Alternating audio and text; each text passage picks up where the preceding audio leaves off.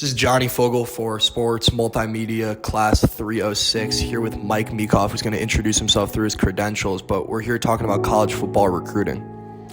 Hey, how's it going? I'm Mike Meekoff. I'm cover ASU sports for the State Press, and I'm looking forward to talking to you today. So the topic today is college football recruiting and how it's affecting the sport in a negative way. What would you say that NIL deals impacts college football recruiting and the sport?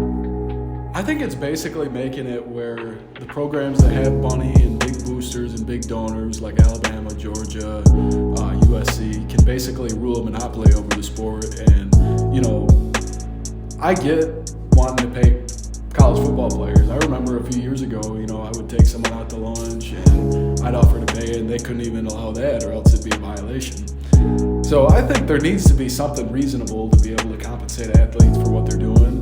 But I think the way it is right now, it's way out of control. And you look at even the professional leagues, like in the NFL, they have a salary cap. Same with any other pro sport. So there needs to be some kind of cap on it and some kind of regulations to make sure the integrity of the sport is still there while also allowing players to compensate on their name.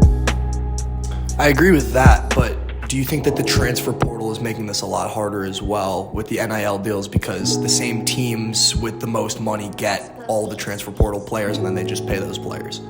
Yeah, I think the transfer portal is out of control too. I don't think it should just be a free-for-all where anybody gets to leave. And I think it's kind of ruining society in some aspects. Like, back in the day, you listen to some of the athletes talk about how they thought they were the man coming out of high school, and all of a sudden they get a reality check when they come to college, and they realize they have to work harder and put in everything to be able to stand out and gain relevance there.